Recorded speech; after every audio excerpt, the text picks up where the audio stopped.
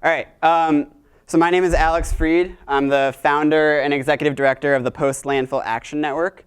And we're a nonprofit network of student leaders on campuses all over the country that are working towards zero waste. So I'm here to talk about how a zero waste campus is possible. So I'm going to start off by asking for a show of hands. How many of you think that this item here, a styrofoam tray, is recyclable? Okay, just a few of you. My team over here saying yes. So the answer, this is a trick question. The answer is that a styrofoam tray is in fact recyclable, but not recyclable via the traditional methods of recycling. You can't put a styrofoam tray in the recycling bin. And the reason for that is because most material resources that we interact with on a day-to-day basis are just that. They're material resources. They're resources that have been extracted from the earth, and they've been made into consumer goods, and they can be broken back down into those material resources and recycled properly the same way that bottles and cans and paper and plastic are. But we don't have the logistics and the infrastructure to collect them properly. This is a photo from a styrofoam recycling plant where they are able to actually collect styrofoam in bulk, and they're able to densify it and break it down into these blocks, and then they're able to recycle it more efficiently because they can ship it and transport it more efficiently on these pallets, and they can get rid of all of the air that's packed in the styrofoam. Styrofoam is like 98% air, so it's really hard to transport it. It costs a lot to transport it. If you densify it, then you can recycle it properly. So what we talk about a lot is that waste is just simply resources in the wrong place, right? It's all of these material resources that we're throwing away, and it's really inefficient. So when we talk about what is zero waste, an institution is zero waste when they have achieved greater than 90% diversion. And diversion is basically diverting all of these materials away from the trash, which is essentially diverting them away from the landfill and the incinerator, towards opportunities for them to be reused, recycled, composted, et cetera. So when we work with student groups on college campuses across the country to set up programs, we help them set up these programs for compost collection, expanded recycling collection, setting up reuse programs, thrift stores, et cetera, things like that. So this is a photo. Can you guys see this? Should we turn the lights off or dim the lights a little bit? OK.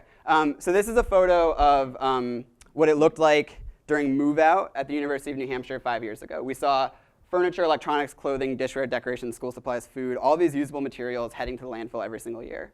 And so we set up a program called Trash to Treasure, and we collected all this stuff that students otherwise would have thrown away, and we stored all of those materials over the summer, and then we held a giant yard sale during move-in weekend, and we created this program around reusing these materials that otherwise were headed to the landfill. And so basically, what we talk about a lot is that waste is just a logistics problem waiting to be solved. So what we had to do is we had to figure out the logistics of this program. We had to figure out what were the drop-off locations, where were we going to store all of this stuff over the summer, and then also where were we going to hold the yard sale. And in the last 5 years, we've grown this program tremendously. We now have the yard sale in the Whittemore Center. The program has diverted over 150 tons of waste in the last 5 years, generated over $85,000 in revenue. It's a pretty significant program on campus, and it's all just based on simple logistics. So the logistics can be as simple as, at Portland State University, setting up clothing and shoe collection bins next to dumpsters, right? Really simple. Or it can be as challenging as setting up a student-run thrift store, figuring out the space for the thrift store, how you're going to employ the students, how you're going to set up the displays for the items. It can be as complicated as setting up a campus-wide compost program that at Ohio University is able to compost over 1 million pounds of food waste a year. And that's the trucks, the logistics, the collection, the bin system, right? And also the facility to compost this material. Or it can be as incredibly challenging as setting up what they've done at CU Boulder, which is a brand new $7 million student-run recycling facility. It's an incredible facility. It's really impressive. It's all based on logistics. So I'm going to go through an example. If you were to set up a styrofoam recycling collection program on a college campus, step one would be to choose a company, right? You have multiple different companies, multiple different price points, different transportation logistics. So you choose a company, and then the next step is to figure out where are you going to aggregate these materials on campus. And this is really important, because when you set up this aggregation hub, you have to figure out how you're going to transport the materials from the aggregation hub to the company, and also how much space you have in the aggregation hub, how much space you have in terms of volume, the collection schedule, things like that. And the aggregation hub is really important because you can't constantly collect from every single location on campus and get it to a company. You have to have a location where you can aggregate all these materials into a truckload and send that truckload to a company. So the next step is to figure out where are you collecting from on campus, right? Are you collecting from every single dorm and every single academic building on campus? Or are you collecting from certain drop-off locations? You set up a drop-off location in the student union building, like the MUB, or you set up a drop-off location in the library, And then you set up the transportation logistics. So you have to figure out, are you using vehicles or carts for the collection? Are you setting up a collection schedule? What's the bin design for the bins on campus? What's the marketing around these programs? Is it volunteer-driven or paid staff? What's the total cost of the program?